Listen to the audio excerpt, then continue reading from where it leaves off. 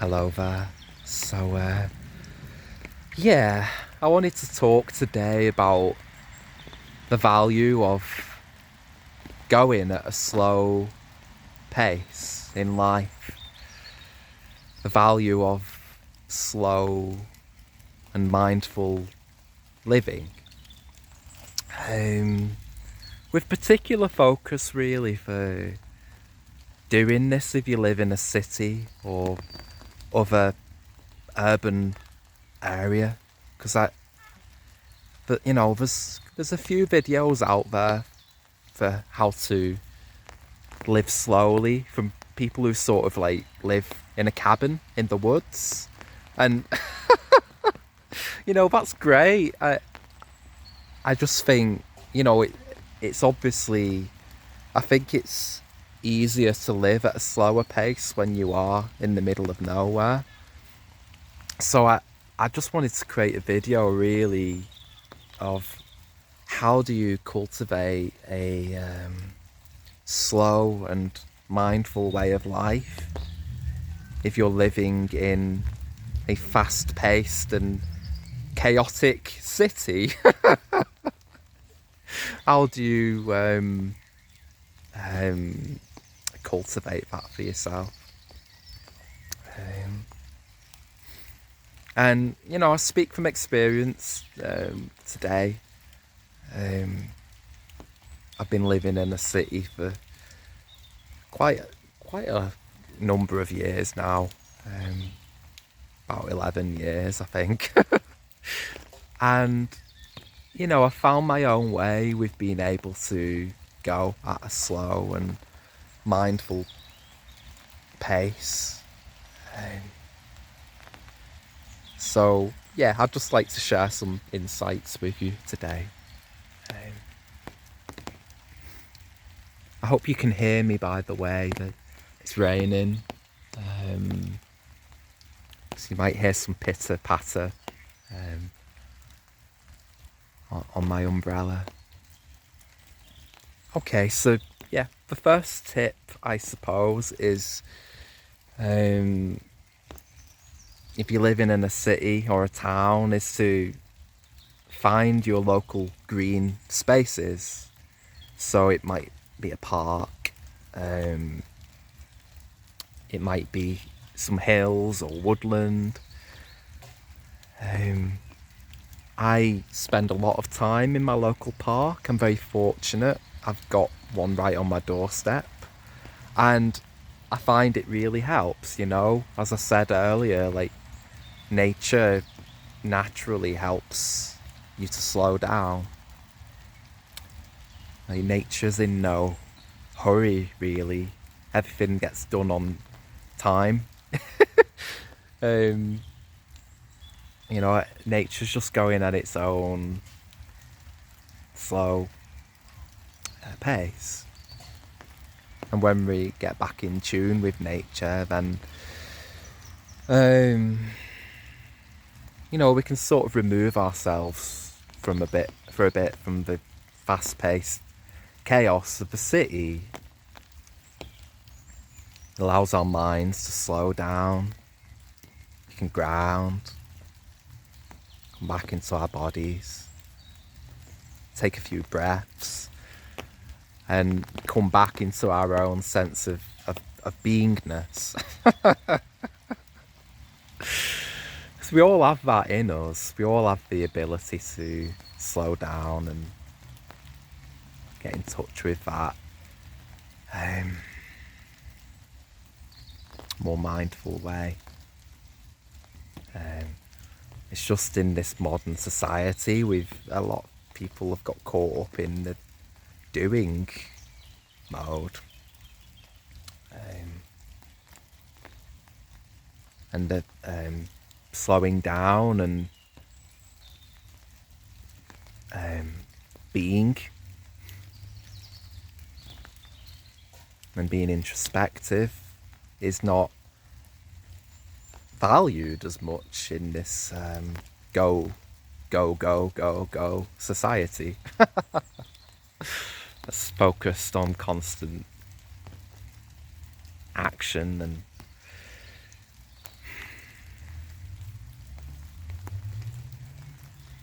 Yeah, so getting out in nature is tip number one. And if you have no green spaces local to you in your city, then maybe consider, what lies outside of the town. If you jump on a bus or a train, is it easy to, get to the beach or woodland, maybe 20 minutes, half an hour outside of town? And you might not be able to do that all the time. We don't always have the time for a day trip, but it's just to consider there might be other places that are surprisingly accessible close by.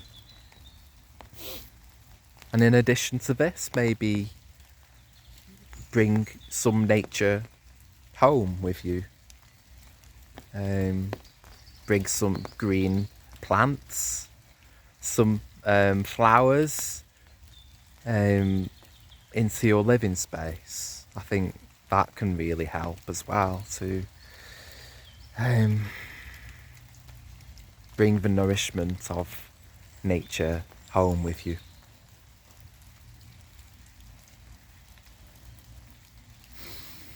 Yeah.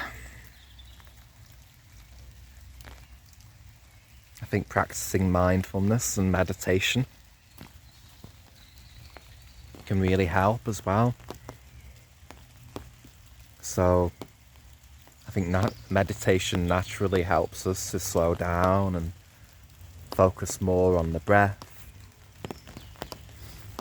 And practicing mindfulness in our daily lives helps us to put more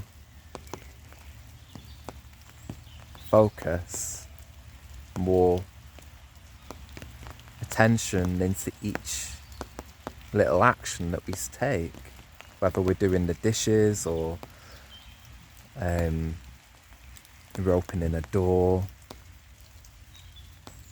or we're putting one footstep in front of the other as we walk. We can bring that mindful awareness into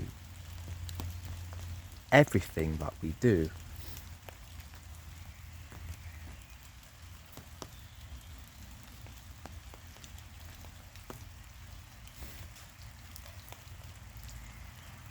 And yeah, as you can probably tell from this video, I'm in no rush to really get my points across today, because I'm going at quite a slow pace. Everyone's always in such a rush. So yeah, my point is about that. If you practice bringing mindful awareness into each action that you take, then naturally when you meet the fast-paced chaos of the town or city around you, then you'll be able to stay more in tune with the slow flow, the more mindful, grounded, peaceful way that you've cultivated within yourself. The more you've practiced that mindful way in your own space and being out in nature, then the easier it becomes to stay rooted in that mindful beingness when you're out in the frantic chaos of the city.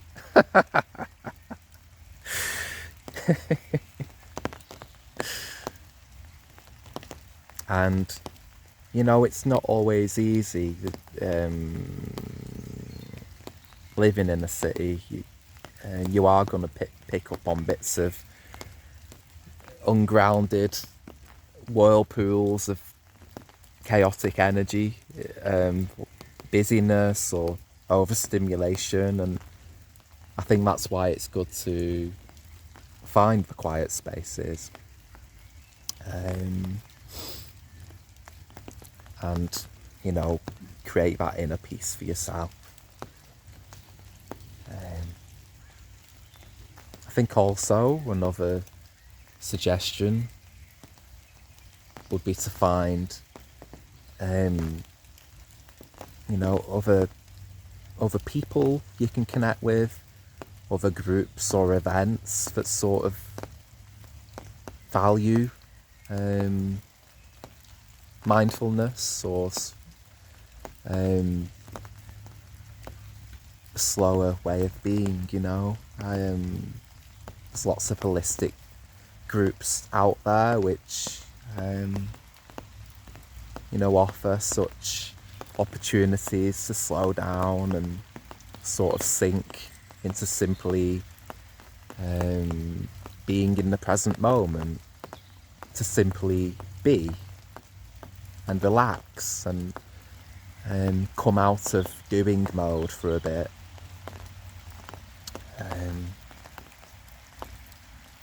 And I think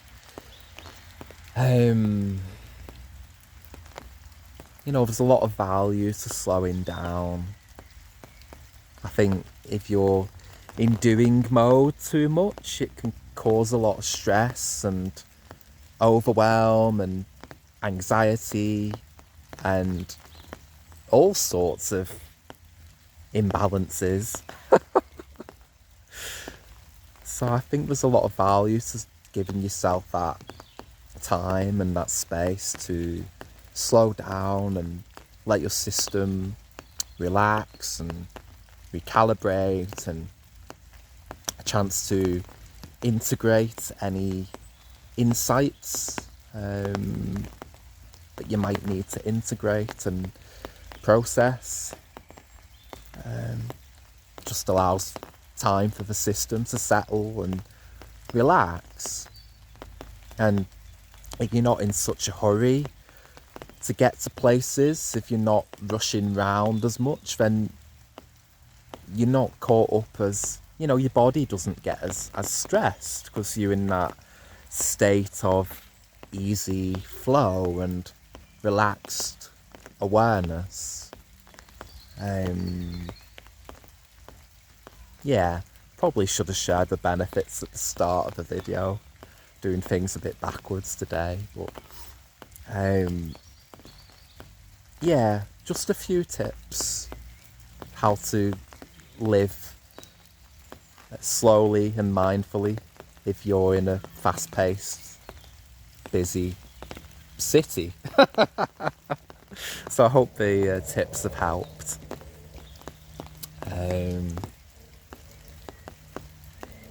And a final little insight as well is, sometimes if the rhythm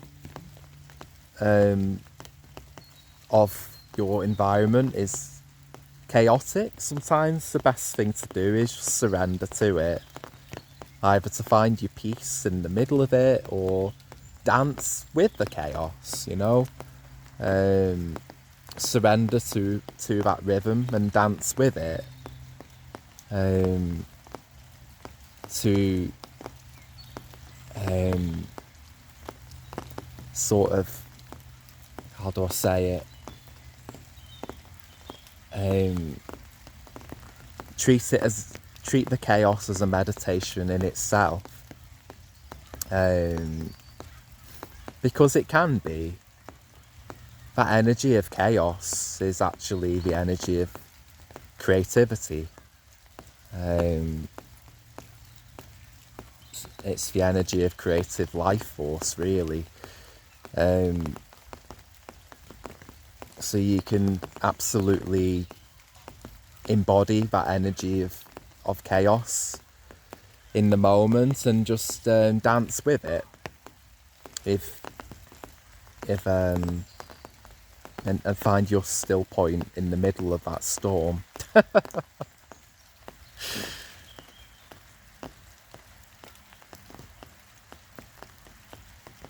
I think with chaos,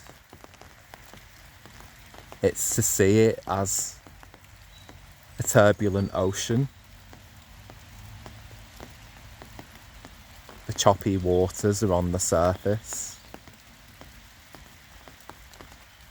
But if you drop just a bit deeper into yourself, if you stay rooted to the depth of who you truly are, as you're in the middle of that chaos, and you sink more into the stillness and spaciousness of the ocean that lies beneath those choppy waters.